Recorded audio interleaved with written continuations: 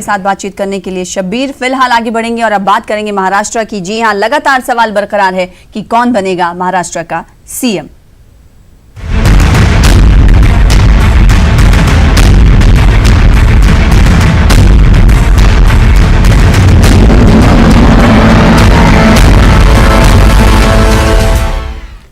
महाराष्ट्र में हुकूमत तश्कील देने के लिए बीजेपी और शिवसेना के दरमियान रस्साकशी जारी है। शिवसेना 50-50 के फॉर्मूले पर कायम है, तो वहीं बीजेपी शिवसेना को छोटे भाई का ही दर्जा देना चाहती है। बीजेपी 50-50 के फॉर्मूले से इनकार कर रही है। महाराष्ट्र बीजेपी अरकान असेंबली की आज मीटिंग है। बीजेपी अरकान असेंबली अपने लीडर का इंतखाब करेंगे। हालांकि दिल्ली में फडणवीस के नाम पर पहले मुहर लग चुकी है। आज की मीटिंग में बीजेपी के कौमी सदर अमित शाह की शामिल होने की बात कही जा रही थी, लेकिन वो शामिल नहीं होंगे।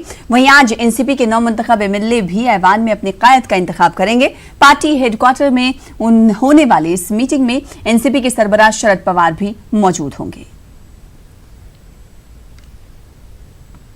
सरकार बनेगी सर? सरकार कब तक बनेगी? जब बननी है तब बनेगी। कब लगातार सर? जब बननी है तो बनेगी ना। महाराष्ट्र के कुंडले में जो लिखा है उस कुंडले के हिसाब से बनेगी। एक ही है कि विधिमंडल कांग्रेस पार्टी का नेता कौन रहेगा और दोनों सदन में कौन गठ नेता रहेगा, और इसके बारे में शाम को चर्चा विचार विमर्श हो जाएगा। कांग्रेस एनसीपी का जो अलायंस है उसको जनादेश मिला है विपक्ष में रहने का। अब जिनको सत्ता में बैठने का आदेश दिया है उसमें कोई तालमेल दिख नहीं रहा है, और अभी नहीं दिख रहा है तो भी थोड़े घंटों के बाद, थोड़े दिनों के बाद कुछ न कुछ वो मार्ग निकालेंगे। कांग्रेस और राष्ट्रवादी को जनता ने कहा है कि आप विपक्ष की जिम्मेदारी निभाओ, हम वो निभाएंगे। वो तमाशा चल रहा है, लोकतंत्र का तमाशा कर रहे हैं। ये एक पावर की जब नशा होती है ना, वो बहुत बुरी होती है। ये महाराष्ट्र है, महाराष्ट्र की जनता ठीक तरह से जानती है। जब जनता ने ये देखा कि पावर इनके सर चढ़ के बोल रही है तो जनता ने उनको जगह बताई। पर दोनों युति में है, उनकी गठबंधन है, तो अभी डिले किस बात का? दोनों की संख्या तो है। हमें तो ताज्जुब इस बात का होता है कि क्या चल रहा है। हम इतना कहते हैं कि हमें महाराष्ट्र की जनता ने विपक्ष में बैठने का मैंडेट दिया है, हम अपना काम करेंगे।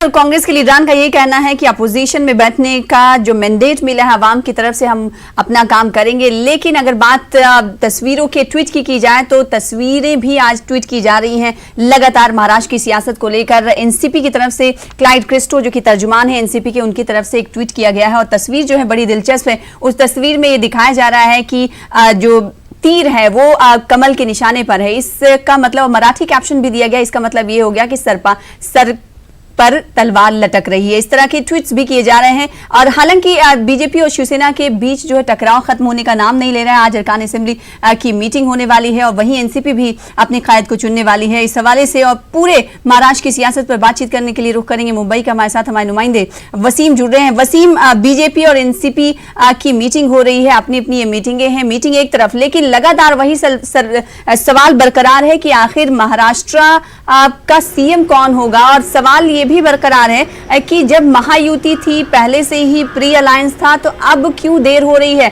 शिवसेना कहीं ना कहीं प्रेशर पॉलिटिक्स को छोड़ना ही नहीं चाहती।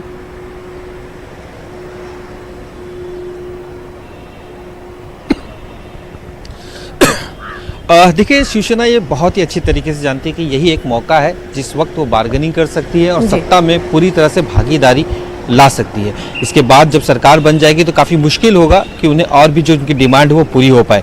यही वजह है कि शिवसेना लगातार प्रेशर बना के रखी हुई है और जिस तरह से दोनों ही नेताओं की तरफ से, जो दोनों पार्टियों की नेताओं की तरफ से लगातार जो बयानबाजी चल रही है, इससे लेकर भी आम कार्यकर्ताओं में काफ़ी नाराज़गी नज़र आ रही है कि जिस तरह से एक साथ चुनावी मैदान में उतरे, काफ़ी बड़ा बहुमत मिला है, सरकार बन रही है, इसके बावजूद भी इतनी देरी क्यों?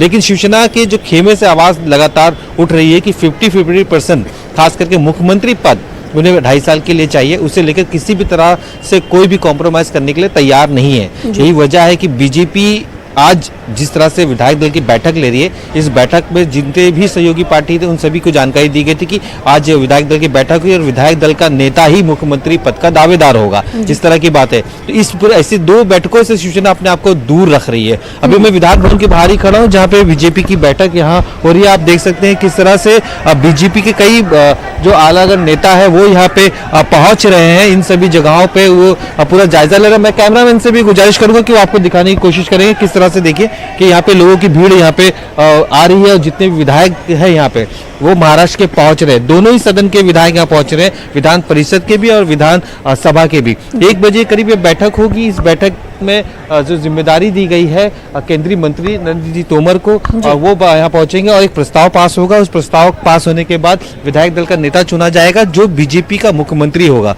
जिस तरह से कुछ देर पहले हमने गिरीश महाजन से बात की, जो महाराष्ट्र के बड़े नेताओं में से गिने जाते हैं, साथ ही यहाँ के मंत्री भी हैं और खास देवेंद्र फडणवीस के काफी करीबी माने जाते हैं। तो उनका साफ तौर पे ये कहना था कि शिवसेना के साथ मिलकर वो सरकार बनाएंगे। 2 या 3 दिनों में इस बात को लेकर पूरी तरह से चर्चा हो जाएगी। जरूरत पड़ेगी तो अमित शाह जी भी इस मुद्दे पे हस्तक्षेप करेंगे और इस पे पूरी तरह से हल निकाला जाएगा। और किसी भी तरह की कोई जो शपथ विधि है वो अकेले नहीं की जाएगी, वो दोनों ही पार्टी एक साथ मिलकर ही शपथ विधि करेगी। यानी कि अभी भी वक्त है, जिस तरह से कल हमने मुख्यमंत्री से पूछा था कि इतना देर क्यों लग रही है, जब आपको पूरी तरह शिवसेना बीजेपी के दरमियान सीट शेयरिंग को लेकर जब बात नहीं बन पा रही थी तो ये गेंद मरकजी सरकार तक पहुंची थी और अमित शाह ने इस बीच आकर सीट शेयरिंग पर मुहर लगाई थी। ऐसे में एक बार फिर से अमित शाह लगता है कि अंदर खाने कुछ कहीं ना कहीं बातचीत चल रही होगी जो पब्लिक डोमेन में नहीं है, कि बीजेपी शिवसेना और बीजेपी का क्या कुछ लाएअमल होने वाला है। शिवसेना जिस तरीके से तजवीज़ और डिमांड कर रही है, मांगे कर रही है।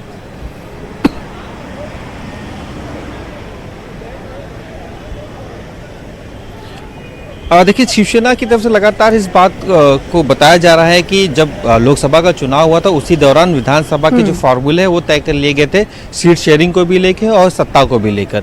तो ऐसे में जो वादे किए थे उन वादों को निभाया जाए। यही वजह है कि लगातार एक वीडियो भी मुख्यमंत्री के वो पुराने वीडियो को सोशल मीडिया के जरिए सबके सामने लाने की कोशिश की जा रही है। और जिस तरह से अमित शाह को लेकर लगातार उद्धव ठाकरे का कहना है कि अमित शाह जी से बात करेंगे, उनसे चर्चा हुई थी और इस पर हस्तक्षेप निकलेगा और कहीं ना कहीं हमें भी मौका दिया जाएगा सत्ता भागीदारी का, क्योंकि हम गठबंधन में चुनाव लड़ रहे हैं। 2.5 साल 50% जो हमें 50-50 का जो फार्मूला तय हुआ था उसी के आधार पर सरकार में जाया जाएगा। लेकिन जब मुख्यमंत्री से सवाल किया गया कि क्या आपके सामने इस बात को लेकर किसी तरह की चर्चा हुई थी क्या उद्धव ठाकरे, तो उन्होंने साफ तौर पर मना कर दिया था कि किसी भी तरह से मुख्यमंत्री पद को देने का वादा बीजेपी की तरफ से नहीं किया गया है।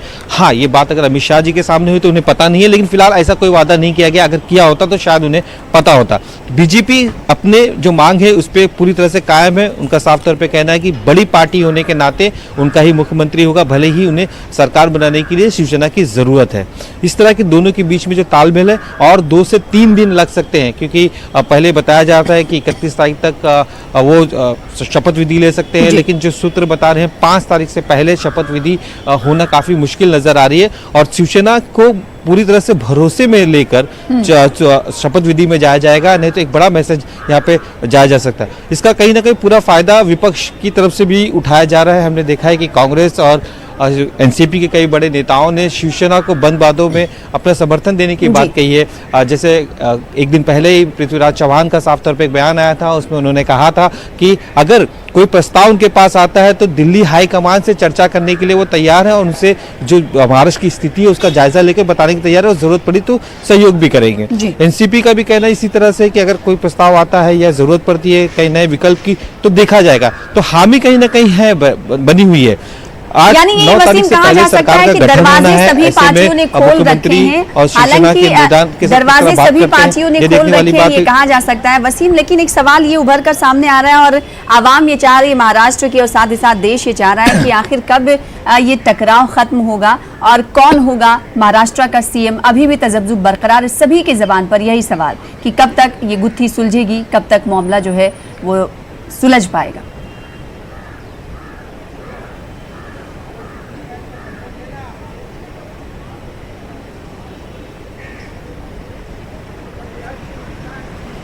वसीम, आपको आवाज हमारी मिल पा रही है? वसीम, टकराव जारी है, सभी देख रहे हैं। अगर महाराष्ट्र के जी, अवाम जी। की बात करें तो महाराष्ट्र के अवाम में जाहिर सी बात है ये मन में जरूर आ रहा होगा कि हमने तो पार्टियों को चुन लिया है, लेकिन सरकार अभी नहीं बन पा रही है। बगैर सरकार के अभी महाराष्ट्र है। आखिर कितने दिनों में सरकार वहां पर तश्कील हो सकती है, बन सकती है? इन सब रास्ताकशी को किनारे रख दिया जाए, कब तक ये गुत्थी सुलझती हुई दिखाई दे रही है? ऐसा कब तक सरकार बन सकती है? क्या कोई टाइम दिया गया है, वक्त लिया जा सकता है, सपोज दैट किया जा सकता है? देखिए,